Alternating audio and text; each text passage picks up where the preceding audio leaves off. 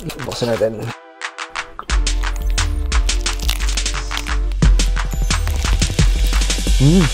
What's up guys? Time check tayo guys ngayon, no? 10:46 na ngayon dito sa May Tokyo. Gagawin natin, maghahanap tayo ngayon, no, ng makakainan. Mukhang ang bukas na lang dito guys is mga 7-Eleven, Lawson. Let's see, no, kung may makikita pa tayong kainan. So samahan nyo ako.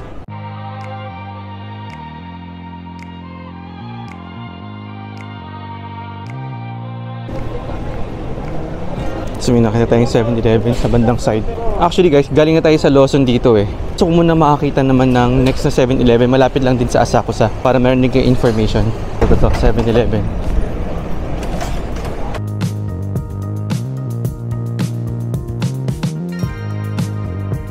Let's now buy some food sa 7-Eleven. Ayan ang basket. Oh, tax free din pala dito yung ano guys, yung 7-Eleven dito. Nice ah. Natin yung mga items na binibenta dito.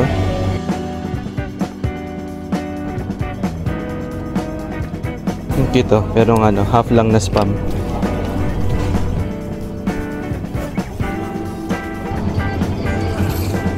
Ang tinapay.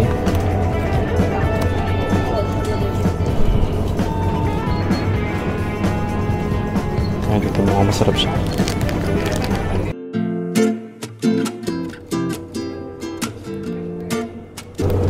Parang ito yata ramen. Although wala siyang pangalan. Ah, hindi. Parang siyang cold lang.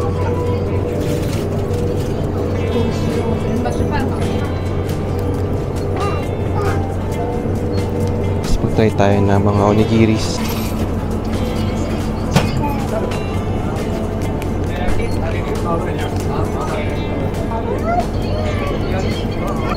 So yung kunin natin guys, puro onigiri muna. Mag-onigiri, testa muna tayo.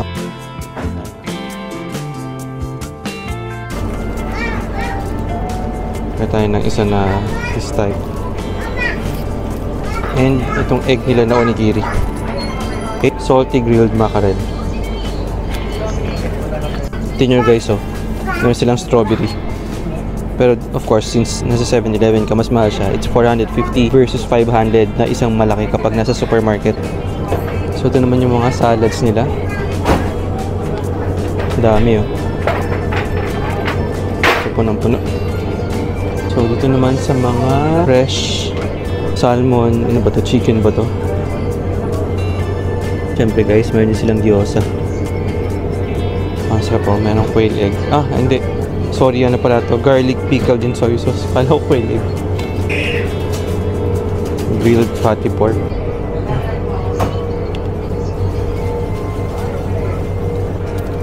Honey lemon custard. Caramel tea latte. Ito yung smoothie nila.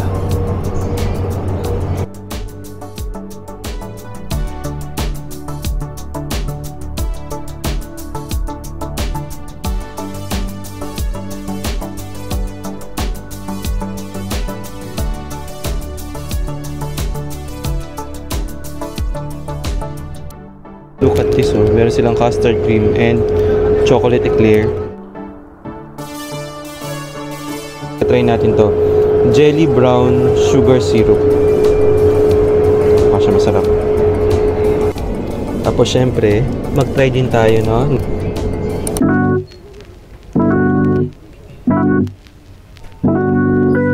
One cup ozeki sake. Kabote. Kulit eh.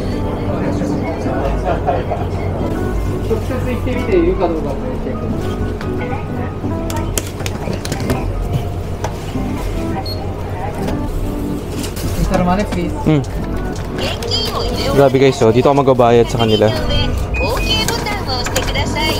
And then 145. 10, 20, 40, 25. Okay. Yung resibo mo.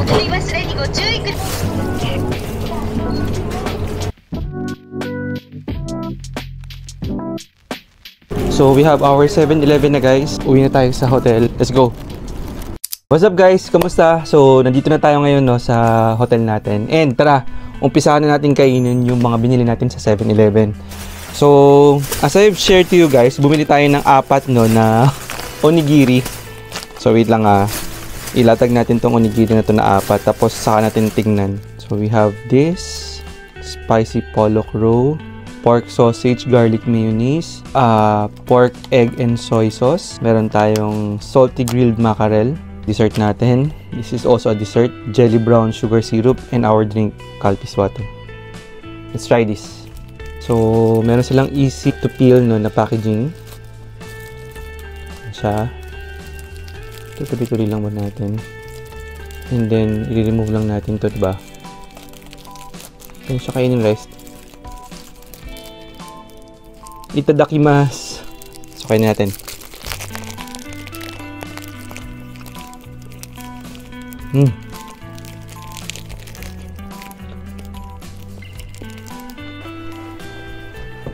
Panalo, sarap. Look at that. Huwag muna natin kainin lahat guys kasi baka mabusog tayo, diba? So this is the first one. Yung next natin ay pork sausage. Easy peel. And then this is it.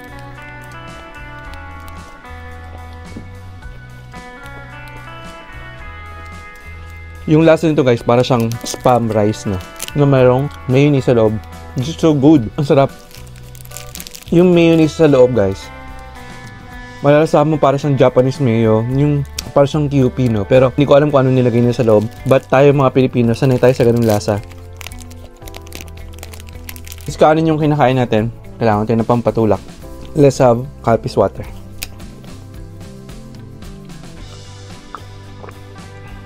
Next is, ito, familiar tayo dito, diba? Normally, ganito din yung nabibenta sa Pilipinas. So, another onigiri, pollock roe.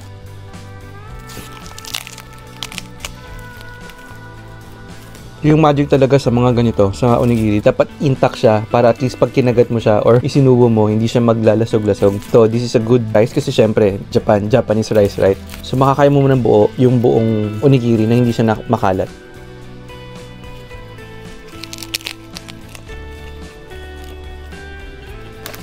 Yung mga Hapon, mahihilig sa rice, no? Pero, hindi sila tumataba. Okay. Next is, salty grilled mackerel. Okay. Ito, wala siyang any balot. Kanin na siya agad. Hindi siya lasog-lasog.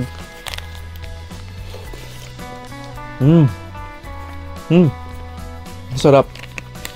Mackerel talaga yung nasa loob, guys. And hindi siya tinipid, Kung napansin nyo, ito, pang-4 na natin na onigiri no, na kinain. Walang tinipid.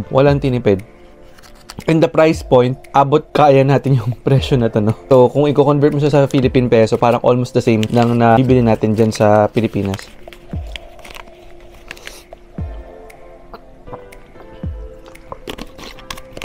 Okay, verdict. Yung 4 na kinain natin, i-rank natin siya no, kung ano yung pinakamasarap using Filipino tongue or Filipino palate. Kung karamihan ng mga Pilipino ay almost the same kung paano tayo kumain, feeling ko ang number 1 nila na magugustuhan ito. Yung merong parang similarly like a spam. So tayo mga Pilipino, mahilig tayo sa pagkain ng mga pork. So ito yung number 1 ko.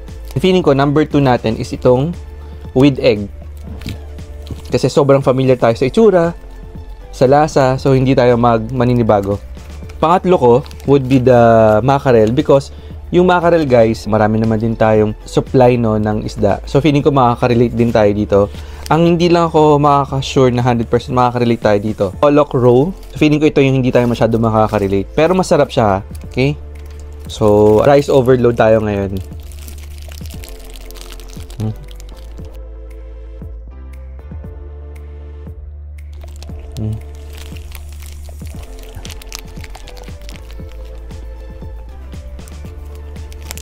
Sarap siya lahat actually guys.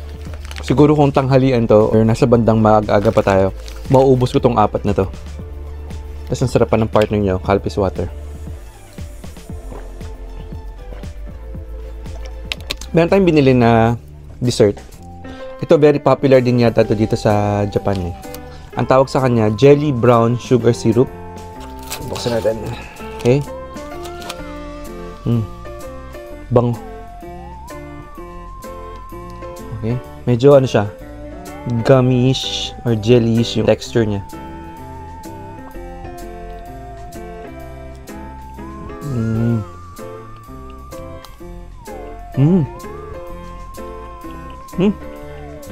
Sarap. Para siyang gummy gelatin. Meron siyang syrup sa loob. Ayun, hindi ko lang alam kung nakikita nyo. Meron siyang syrup sa loob na brown sugar. Panalo. Yung kinain natin lahat guys, 4 na onigiri, yung dessert natin, and also ito yung next natin. Bubuksan ko to in a while. Ang total cost niya is 1,145 yen. So yung next natin is para siyang grape jelly. Ayan. Yung texture niya ganito. So try na natin. Lasang gummy. Sarap siya. Okay, ayan guys, natapos na naman ng isang araw natin dito no sa Tokyo, Japan. I hope nabigyan namin kayo ng information and detalye kung ano ba yung mga dapat nyong kainin pag nandito kayo sa Japan para matry ninyo yung mismong food na kinakain ng mga Japanese. Hanggang sa uulitin, see you ulit. Ingat po kayo and make sure na nakapag-subscribe na po kayo sa aming channel. See you and God bless. Bye!